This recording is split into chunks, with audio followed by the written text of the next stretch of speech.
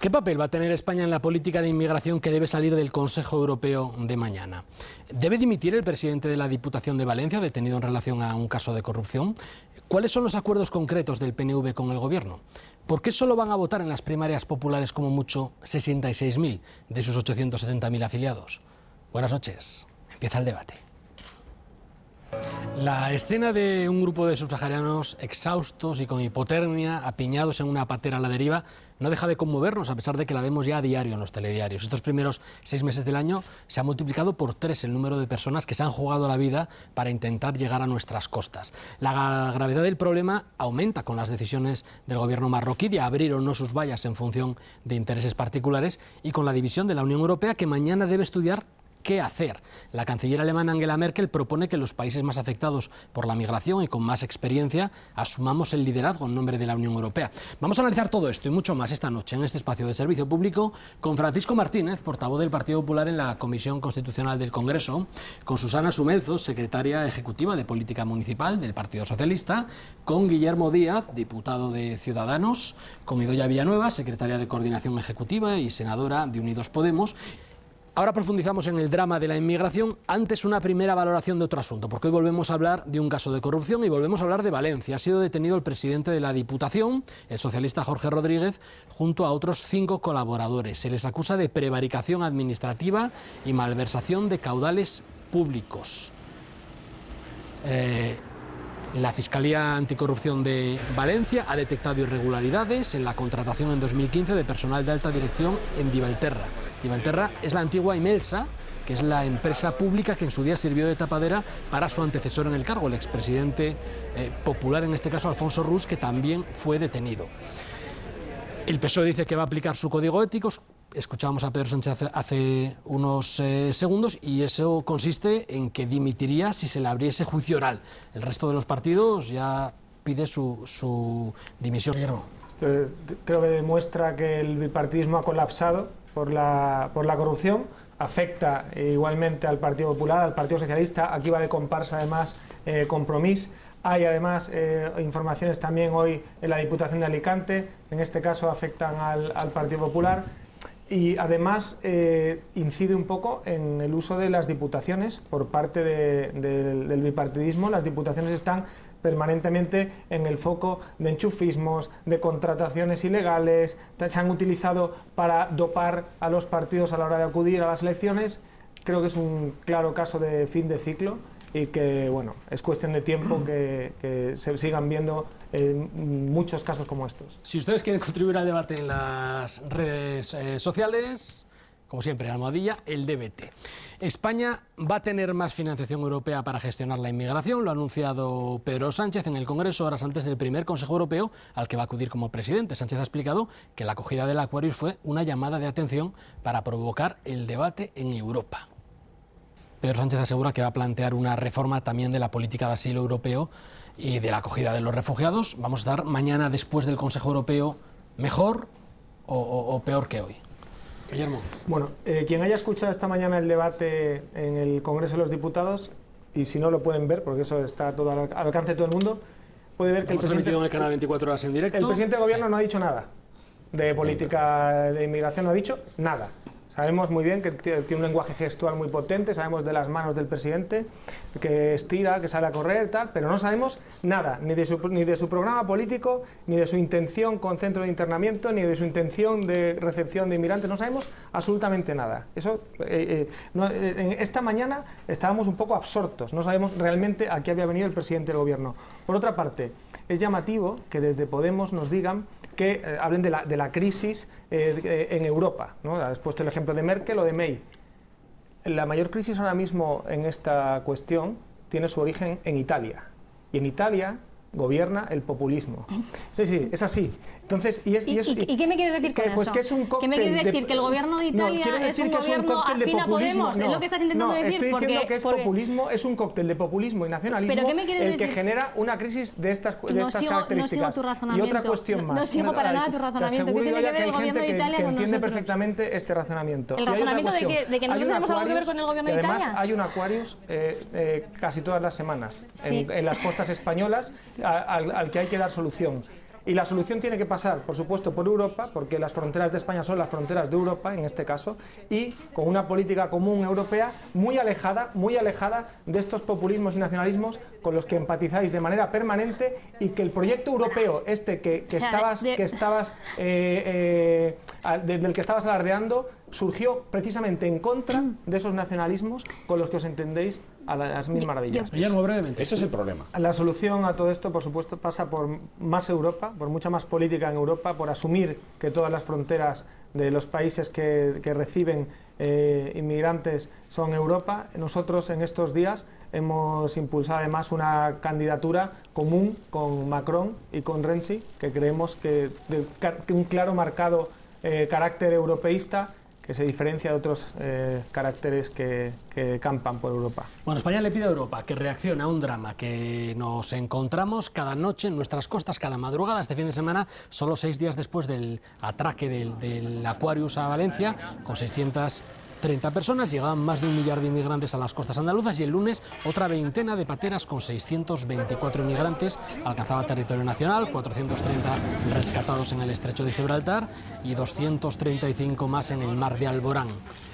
Bueno, Pedro Sánchez ha recibido al lehendakari vasco en la Moncloa.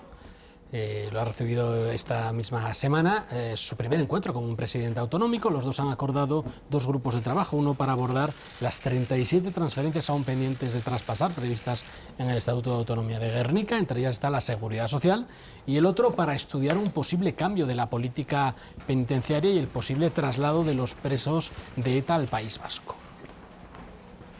Acercamiento de los presos de ETA al País Vasco, estará la petición de Urkullu, que Pedro Sánchez ya ha anunciado que llevará a cabo.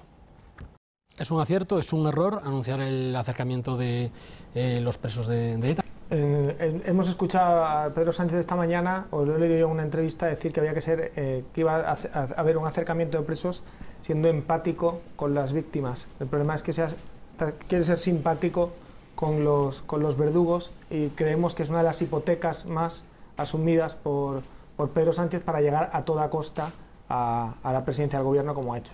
Hoy ha habido sesión de control en el Congreso. El portavoz popular insiste en exigirle a Pedro Sánchez que haga público su pacto con los partidos independentistas y nacionalistas para sacar adelante su moción de censura, y Albert Rivera le pide al presidente del gobierno que declare si va o no a traspasar la seguridad social al País Vasco, como le ha pedido el lehendakari Urkullu a Pedro Sánchez. ¿Va a ser usted el primer presidente de la democracia española que rompa la caja de las pensiones? ¿Sí o no, señor Sánchez? Contésteme. ¿Sí o no? Señor Rivera, no. Voy a cumplir con la Constitución, con el Estatuto de Autonomía de Gernika, señor Rivera. Usted que defiende tanto la Constitución, léasela. Ciudadanos, que por cierto ha estado apoyando durante 2 años a este gobierno. Y lo que sí que me gustaría que contasen es cómo quieren mantener esas pensiones, o cómo quieren mantener, solventar ese problema de déficit. Vale, estamos hablando ahora mismo sobre si la caja única de la seguridad social, si esa competencia se va a transferir o no. Lo que ha resultado curioso es que el portavoz del PNV diga que esto de la caja de la seguridad social es ciencia ficción. Debe ser que Urkullu es Arthur C. Clarke, porque si no, que es quien saca el tema. Hay que estar muy atentos a los acuerdos a los que ha llegado Pedro Sánchez con los secesionistas y con los nacionalistas, con todos, porque viene con el apoyo de todos. Y hay los primeros gestos, porque este presidente es muy gestual, los primeros gestos de Sánchez son reuniones bilaterales con los nacionalistas. Cuando no se puede reunir con alguien porque está en la cárcel, manda a modo de palomo mensajero a Pablo Iglesias, que viene y le cuenta lo que le hayan contado los presos golpistas en la cárcel. Pero es que hay cuestiones que empiezan a llamar la atención de forma llamativa. Se ha anunciado un estatuto vasco que divide, es que estas cosas se asumen con mucha normalidad, pero se ha anunciado un estatuto vasco que, aparte de lo que has mencionado tú antes, Julio, del derecho a decidir, porque le llaman derecho a decidir, que es el derecho a la secesión, es ciudadanía vasca diferenciada de residencia vasca. Es una suerte de apartheid extraño hay que tener mucho cuidado con las hipotecas que ha asumido Pedro Sánchez y el Partido Socialista para entrar en el gobierno. Ahora hablamos de ese nuevo modelo de Estado. Bueno, tú hablabas de la entrevista entre Pedro Sánchez y Urkullu. El Lehendakari, después de esa entrevista, destacaba la mejora sustancial de las relaciones con el gobierno de España una vez que Sánchez ha llegado a la Moncloa. Urkullu le ha trasladado a Sánchez sus prioridades en materias de autogobierno, quiere que cambie el modelo de Estado para que la Constitución asuma la plurinacionalidad de España, dice, sin ruptura. El Sartadi habla de complicidad de Junts per Catalunya y Esquerra Republicana con Unidos Podemos y defiende el derecho de autodeterminación. La única cuestión que yo creo que tiene todo el sentido de las que se ha escuchado aquí es la pregunta del Sartadi. ¿Y qué piensa el Partido Socialista? Porque eso es lo que no tenemos la menor idea. Si está o no a favor del derecho de autodeterminación. Si tiene costes, peajes que pagar al PNV, a Esquerra Republicana, al PDeCAT o a Bildu. Ningún coste. Todo eso es lo que no sabemos. Y esa es la gran pregunta. ¿Cómo os gusta la confrontación? Están hablando permanentemente, sobre todo últimamente, pero es una constante de diálogo con los nacionalistas, que no es más que un eufemismo de qué más privilegios le damos a los nacionalistas. Está hablando, bueno, esto de que con la llegada del Partido Socialista aquí se soluciona la cuestión del nacionalismo en Cataluña o de todos los nacionalismos es una paradoja monumental, porque lo que han hecho ha sido darle la política territorial de España al PSC. Yo creo que nadie ha dicho que se solucione el problema del nacionalismo. De prácticamente todos los problemas que hoy sacuden Cataluña y por ende el resto de España. O sea, ustedes le han dado la política territorial al PSC, a un PSC que lo primero que ha dicho es que la reforma de la Constitución, Meritxell Batet, dijo que la reforma de la Constitución es viable. Yo siempre me pregunto, ¿por qué sabe que es viable? ¿Lo han hablado ya? Esa es una pregunta que creo que es interesante. Por otro lado, una reforma de la Constitución, que no se crea la gente que la reforma de la Constitución es para quitar los aforamientos, ampliar los derechos fundamentales, cambiar la ley electoral o incorporar la palabra Europa en la Constitución. No, la reforma de la Constitución va a ser ¿para qué? Para incorporar el derecho a decidir, para reconocer una España plurinacional.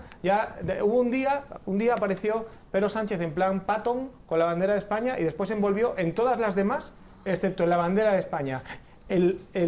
Los pactos a los que ha llegado el señor Sánchez para llegar a la presidencia del gobierno nos van a dar muchos disgustos. Nos queda un testimonio más de las últimas horas, que es que horas después de que hablase Elsa Artadi, después de la reunión del presidente Quim Torra con Pablo Iglesias, el mismo Torra, ya desde Washington, donde ha inaugurado una de las 6 delegaciones catalanas reabiertas en los últimos días, asegura Torra que el único camino para Cataluña es la independencia. Justo a una semana de que el Partido Popular elija a su nuevo líder, hemos conocido un dato, que es que podrán votar como máximo 66.000 afiliados. Esto es un 7% de los 870.000 que los populares dicen que tienen. Existen dos posibilidades: o los afiliados no están motivados con la votación más importante a la que han sido convocados, o los datos de afiliación no cuadran. Entre los candidatos existen diferentes opiniones sobre la situación. Están los que consideran este dato una muy mala noticia y los que le restan importancia. ¿Alguna valoración? Poco comentario, sencillamente decir que parece que han perdido 800.000 afiliados en unos meses, o que aquí había algo que no se sostenía. Creo que puede ser preocupante la poca ilusión que generan, pero lo único que nos preocupa realmente ha sido la herencia que la no dimisión de Mariano Rajoy nos ha dejado, que es el gobierno de Sánchez-Tein, con todos sus adminículos. Sí, señor. Nos quedan 5 minutos, pero hay otro asunto que sí que deberíamos analizar hoy, aunque sea muy brevemente y muy sintéticamente. Es otro asunto que vuelve al centro del debate político, que es la eutanasia. En consecuencia, se toma en consideración la proposición de ley. El Congreso ha dado esta semana un primer paso para regular esa eutanasia como un derecho individual que se convierta en una prestación en el Sistema Nacional de Salud. Los mayores de edad con una enfermedad grave e incurable y los discapacitados graves crónicos van a poder recibir ayuda del sistema público para morir cuando se apruebe la ley. Si hay voluntad política, esta misma legislatura podría quedar aprobada. La propuesta socialista ha sido respaldada por Unidos Podemos, Esquerra, el PDeCAT, el PNV, Compromís, Bildu y también por Ciudadanos, que se ha sumado a última hora. ¿Debe regularse la eutanasia? ¿Es este el momento de hacerlo? breves intervenciones antes de despedirse. Nosotros sí creemos que es el momento de tener este debate, es un buen momento para tener este debate, si bien es cierto que antes hemos presentado nosotros la ley de dignidad al final de la vida, que garantiza que se ejecutan todos los cuidados paliativos en los últimos días o en la última fase de la vida de una persona. Si bien es cierto que las condiciones las condiciones que se daban en esta parte final de la vida de las personas no eran iguales en toda España, y además lo iguala.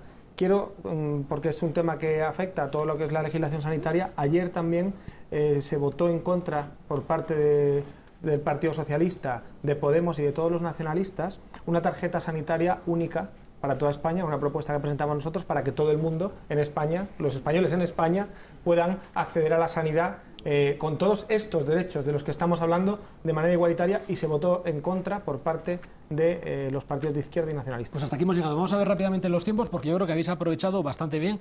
Paco, te han quedado 27 segundos, a Idoia 22, Susana, a ti 44 y a ti un poco más, 1,42. Tú vas acumulando, Guillermo, vas acumulando bote, vas acumulando bote para los próximos programas. Antes, gracias a todos. Hasta aquí este espacio de reflexión que intenta entender la realidad con algo más que un par de titulares. Hay veces que lo conseguimos mejor que otras. Hemos escuchado la voz de 9 de las personas que más saben sobre la actualidad política. Queda, como siempre, la voz más importante, la suya. Gracias por su atención y buenas noches.